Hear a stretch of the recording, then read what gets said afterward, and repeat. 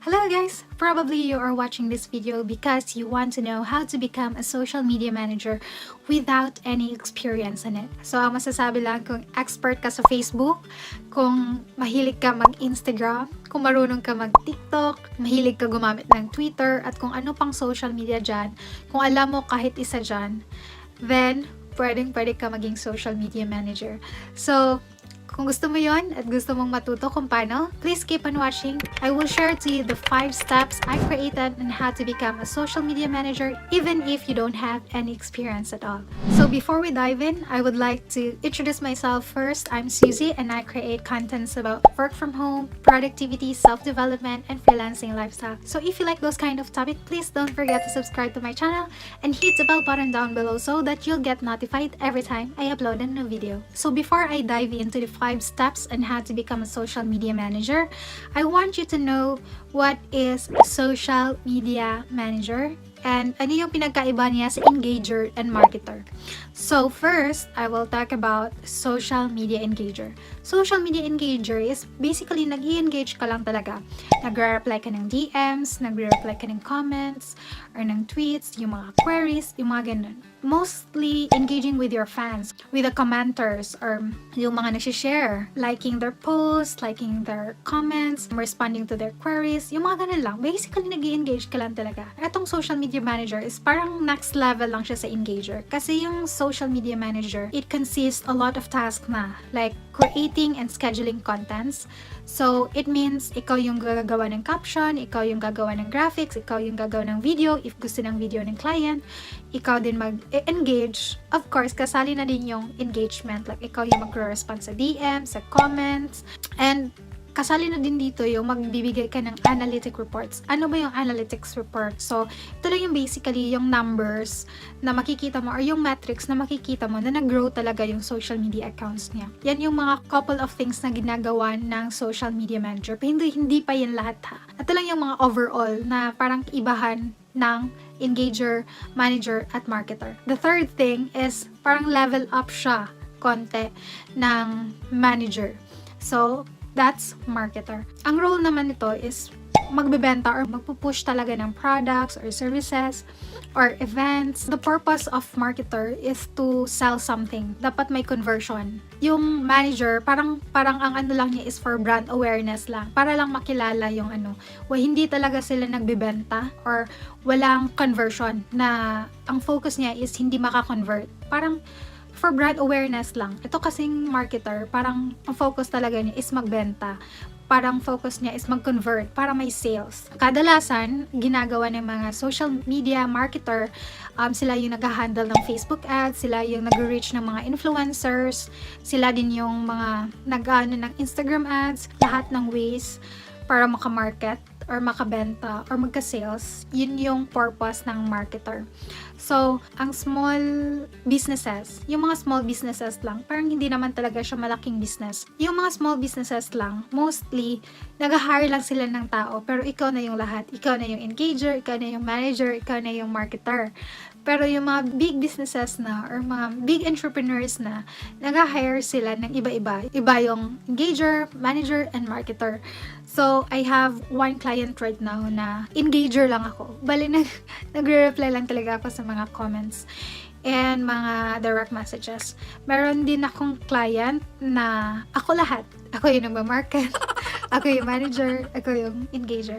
So, it depends lang sa client mo kung ano talaga yung ipapagawa niya. But then, most likely, nakakalan tayo ng mga projects na mga small businesses pa. So, ikaw talaga yung gumagawa ng lahat. Even if beginner ka pa lang, alam mo talaga dapat yung Facebook ads, Facebook chatbot, yung mga ganon. Hindi naman talaga necessary. Yung mga basics lang na ginagawa ng social media manager. So, you know now the difference between engager, manager, and marketer. So we will now head on to the 5 steps on how to become a social media manager even if you don't have any experience. So the first step is to identify your target audience and niche. So ito yung dapat alam mo kung ano yung target mo na client. So for example, gusto mo ng foods, gusto mo ng baking, yung mga ganon. So, mas maganda na kunin mo ng mga clients, first clients mo is yung within sa passion mo, yung within sa hobbies mo, para mas madali kang makakreate ng caption, mas madali kang makakreate ng image, kasi alam mo siya mismo sa self mo eh. Mas madali din kasing gumawa ng mga engaging post and engaging graphics if you yourself is gusto din yung mga ganun.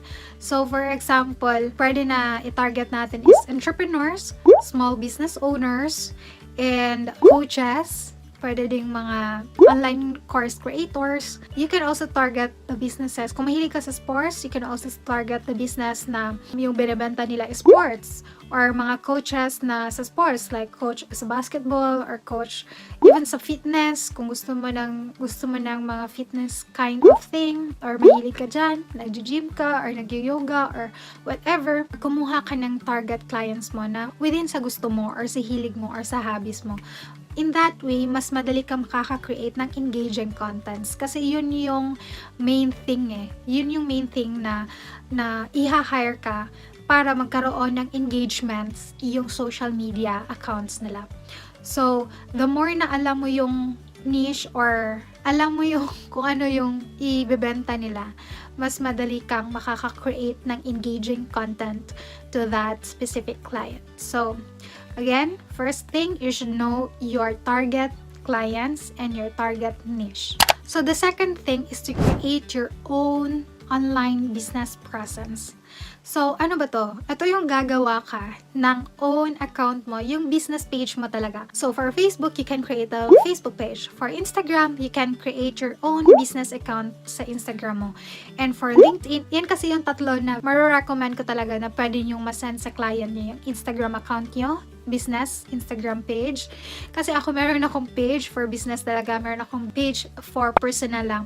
Kasi some of my friends might not want the content na i-share ko sa personal. So, I really made something na for business lang. At kadalasan na mga nagfa-follow din doon is yung mga clients ko and yung mga nag-work from home din.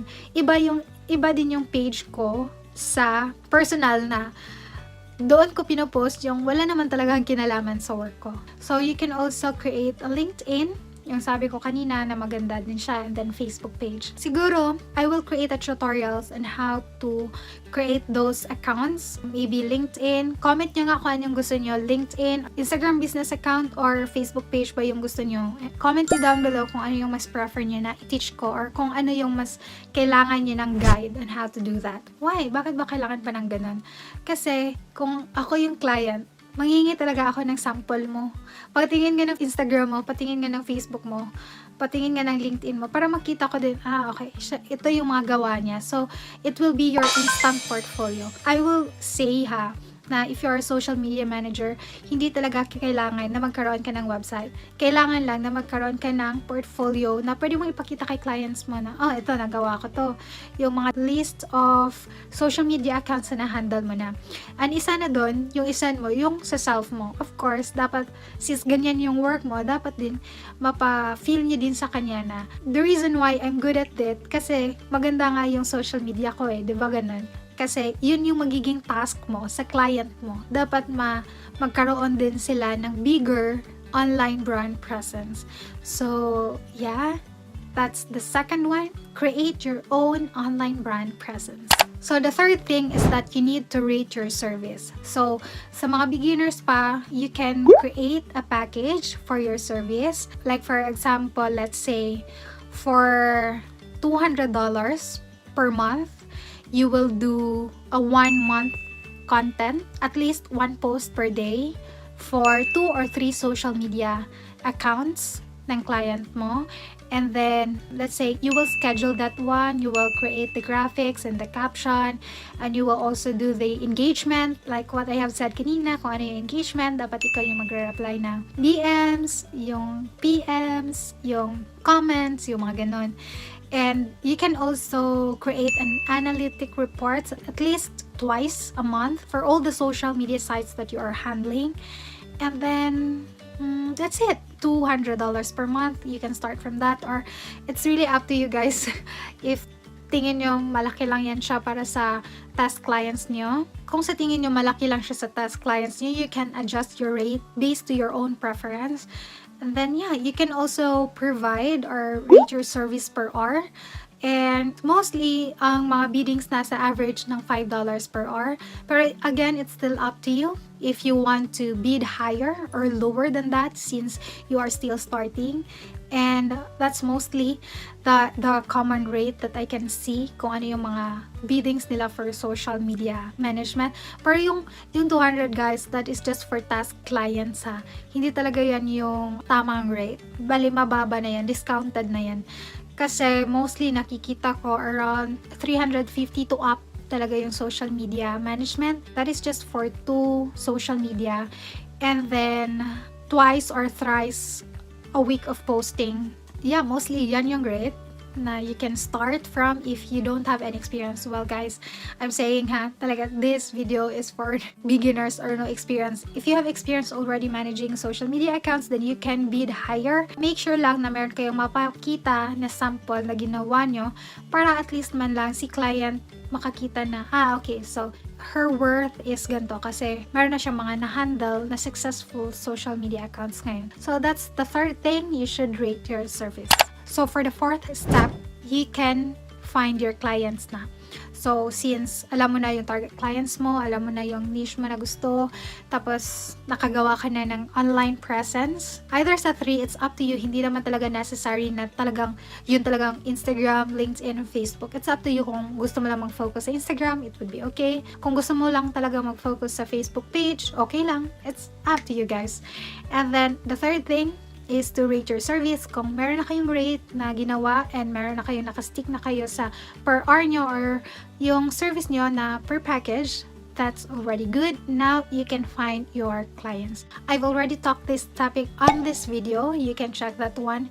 So on that video, I talked about getting task clients like yung mga friends or family na may business. You can ask them na, hey, can I manage your Facebook page or your Instagram para ma-practice ko yung social media skills ko, and you can pay me just even a little lang or may ibibigay ako na discount rate para sa iyo. But then yung gagawin ko is for a full month para makita natin yung analytics kung nagtaas ba siya or the same lang.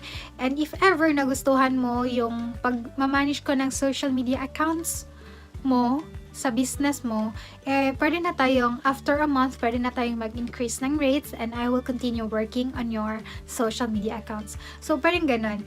And again, yung task clients is ito yung mga discounted rates clients na ito kasi yung part na iti-test mo pa yung mga gagawin mo if the content that you're creating is working, if the caption is working, if the engagement talaga is nag-i-increase ba.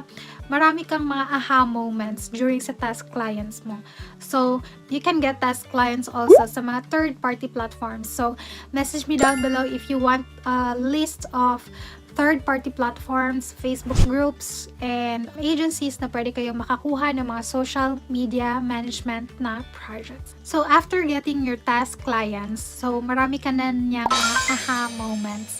Yung mga matutunan mo, okay, mas madali pala tong gamitin na scheduler.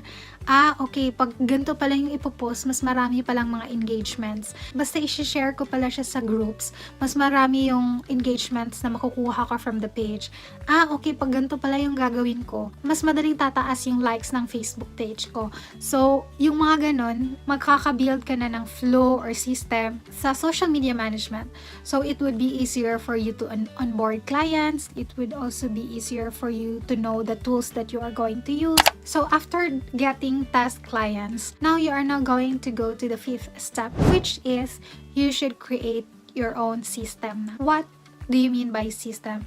So yung flow lang, it would be easier na for you to get another clients, get premium clients because marami ka ng mga natutunan from your task clients. So make sure na perfect mo na yung flow. Dapat nalaman mo na yung mostly yung mga struggles mo in handling social media accounts sa mga clients mo. Dapat alam mo na kung paano mag-onboard ng mga clients, ano yung mga questionnaires na isasend nyo kay clients and things na dapat nyo malaman before kayo start na ma-manage sa account niya, ano yung mga kailangan mo pang gawin or kailangan mong makuha ng mga files sa kanya before ka maka-start on managing his or her own accounts. So, ano ba yung create a system? Ano ba yung system? So, simple lang, yung system is yung ano yung flow mo pag onboard ng clients? Ano yung flow mo to create your 1 month content? Ano yung mga tools na gagamitin mo para maka-create ka ng mga contents mo for your clients? So, maybe you're asking right now, ano ba yung mga tools na mga pinagsasabi mo, Suy? So, ito. Ilan lang yan sa mga social media content scheduler na pwede nyo gamitin para makaschedule kayo ng mga contents. Pero don't worry kung wala pa kayong idea about dyan kasi I will create a video on how to use that. So, don't forget to subscribe to my YouTube channel here and click nyo yung bell button para ma-notify kayo pag na-upload ko na yung video na yun. Ano ba yung mga design? Ano ba yung mga reports na kailangan mong ibigay kay clients? So, for sure, because of those test clients, malalaman mo yan. So, makaka-create ka na sa 5 steps, which is to perfect your system. In that case, kung na-laid out mo na talaga lahat yung mga kailangan ng clients, so that would be a great start to get premium clients or yung mga mas makaka-rate ka na ng mas malaki or yung nasa tama na or mas further pa niyan. So, yeah, just always make sure na kung may mga test clients ka, always make sure to screenshot the account before mo pa siya na-handle at saka every week na progress mo. Dapat makita mo doon kung ano yung top 3 na most engaging post. Bakit kaya ito yung maraming engagement? Ano kayong dahilan? Bakit marami siyang engagement? Napansin ko ako in handling social media. Napansin ko, the more it is nakakatawa, the more siya mas maraming engagement. And marami siyang shares. Kung informative siya, marami siyang save or sinisave siya. Kung informative. Pero kung yung mga nakakatawa, maraming engagements and shares. And yeah, yung mga motivational quotes, yung mga gano'n din, marami din siyang engagements and shares. Pero hindi masyadong shares. Yung mga nakakatawa talaga, yun yung mga mas maraming ano. So, yeah, balik ko lang, the first step, dapat you can identify your target clients and yung gusto mo na niche. The second one, mag-create ka ng own online brand portfolio mo sa Instagram, sa Facebook page, or sa LinkedIn. And then, the third one is rate your service. Either it's per package or per hour. And number 4, you should start looking for clients. And number 5, perfect your system. So that's pretty much the 5 steps on how to become a social media manager even if you don't have any experience. And guys, please subscribe to this channel if naka-help yun sa'yo. Kasi I will be doing a series for the social media management and probably the next post that I'm going to share with you or the video that I'm going to share with you is how to create an online brand presence using social media accounts. So, yeah. So, before I end this video, I would like to share with you the outputs na ginawa ng mga boss babes and bosses inside my group. Check this out.